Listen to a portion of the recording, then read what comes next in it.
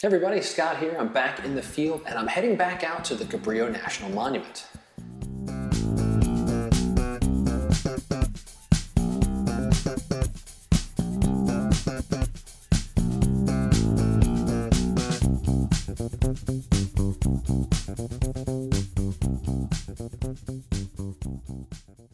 Okay, in my last episode of In the Field, I went to the Cabrillo National Monument Park and I focused on the lighthouse, the old Point Loma lighthouse up on the top of the bluffs. This time around, I went to the Tidepools, which are at the base of the cliffs. It was just a few days after the lighthouse shoot, actually. But what was unique is, number one, the sun is going to set before 5 p.m., so able to stay in the park and try to get some sunset time. And two, the tides at that time of year were very, very low. Negative, 1 foot, negative 2 foot tide drops, and so a lot of the tide pools and the cliffs and the rocks that wouldn't normally be exposed are, and so that makes it somewhat unique. So let's take a quick peek at where we were on the maps, and I'll come back and show you a few of the scouting shots I did before I show you some of the footage from the shoot itself. All right, so here's the Cabrillo National Monument Park at the southern end. On the western shore there are some wonderful tide pools and some great cliff faces. And so I'm set up along the coast here. The sun's coming in from the sunset, I should say, is coming in from the southwest. So it'll be over my left shoulder. I decided to shoot toward the north for the main image for this this outing.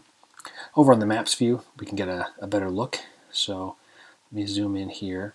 So I had parked around here and started to snake my way down into the cliffs. You can see when I get into the 3D mode, this is some significant cliffs here. There's let's see if I twist this way a little bit. It's not a straight shot. You don't just like walk down and land at the tide pools. You work your way kind of through these switchbacks down to here. There's a plateau at this area, and then after that you're kind of on your own. I'd say from here to here, this is maybe a 6-foot drop, which gives you an idea that here you're talking about, a 30 to 40-foot drop. And it's even a little bit more at the very low tides that I was experiencing when I was on site. So I'd set up at this very end here. This was more beach and small rocks when I was there, since the tide was very low, and I was able to get myself out onto this little perch here and shooting toward the north and just catching all of the interactions between the ocean, the cliffs, and the light as the sun went down. So getting down to the tide pools is not difficult, but you just need to be slow and steady. There's a few different access points, and I chose one a little farther up the peninsula, mainly because I didn't want crowds. I don't generally want people in my landscapes unless it's maybe a sole person, a silhouette, something that adds scale. So I slowly meandered my way down, and along the way I took a few scouting shots, and I'll just show them to you here as I'm talking. And this was really just to get some ideas about compositions. And why did I do this all the time, but in particular for this shoot, because the window of time that I would have in the tide pools with the light being at its best is very small. The tide pools shut down. The park rangers start showing up around 4:30 to 4:45, or right around the time the sun is setting, to start clearing people out.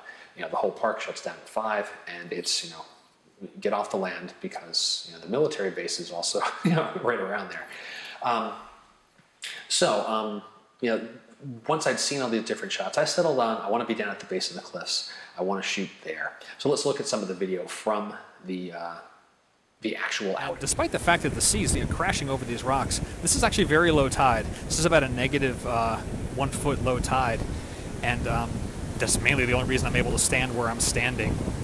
Getting down here was slow and steady. You can guess these rocks are very slippery, so if you're going out to do seascapes like this, take it slow, don't take chances. So we get these shots here. I'm set up at f11 to get as much as I can in focus. I want a lot of depth of field, and I'm mainly using this little spill here in the foreground as my main foreground element, and as the cliffs fade back into the distance, those will be the midground and the background. Not much happening in the sky. Hopefully as the sun dips lower, we'll get some nicer orange tones in there. Now the deep oranges in the sky, never really came. I mean, there wasn't a lot of clouds going on, so it was really mainly just getting some color into the sky. I also had some issues with softness, and that's really, there's so much spray coming up from the waves crashing against the rocks. It's throwing a lot of spray in the air. That's essentially mist. Whether you got mist, fog, dust, any of those types of things are going to cause softness into your shot. A lot of lens cleaning went on as well. Keeping the lens dry, and it had to wipe it down every few minutes. So it was tough to get the full feeling of depth that I wanted in the shot because of all those things going on. So once I finished, shooting down at the base of the tides, base of the tide pools, I switched over to my more versatile 18-200 lens as I started to work my way back up the cliffs. And then on the way up, take a few more compositions, a few more shots, taking advantage of some of those scouting frames I took on the way down. And I wasn't quite running and gunning, but it was kind of as close to as you get that with landscapes. But my last shot before leaving, I thought was really nice because the sun had gone down far enough that it had taken taken the sky into that orange direction. The cliffs were still nicely illuminated, and the greens of the mosses really made some nice contrast there. So I got this other shot here that came out quite nice. So all in all, it was a good trip. I had a nice time doing it. It was a good exercise, good fun. So wrapping it up for this week, the tip for the shoot is safety, being safe. While the area I was in is in no way, shape, or form off the beaten path, there's plenty of people around. However, it's slippery rocks, cliffs, particularly the areas at this low of a tide. There are certain features in rocks that aren't normally exposed, and they're very wet, they're very slippery. Lots of mosses, and sea grasses and things like that growing on them. You're paying attention to your camera too much, you're looking around too much, and not paying attention to where you put your feet, the next thing you know, you're looking at a 50 to 75 foot drop, down a cliff and into, rocks and, just not a good situation. So pay attention to what you're doing when you're out there. Sometimes we put ourselves, as landscape photographers, we put ourselves in not necessarily dangerous situations, but situations that you need to pay attention to what you're doing. And, just remember, at least in my opinion, your safety comes first, the shot comes second. So, that's it for this week. Hope you had a good time. Hope you picked up a few things, enjoyed it. I'll be back to do a in-post episode on one or two of the shots at least. And, in the meantime, let me know what you like. Let me know what you want to hear about, questions, leave me comments. Be great to hear from you. Thanks a lot.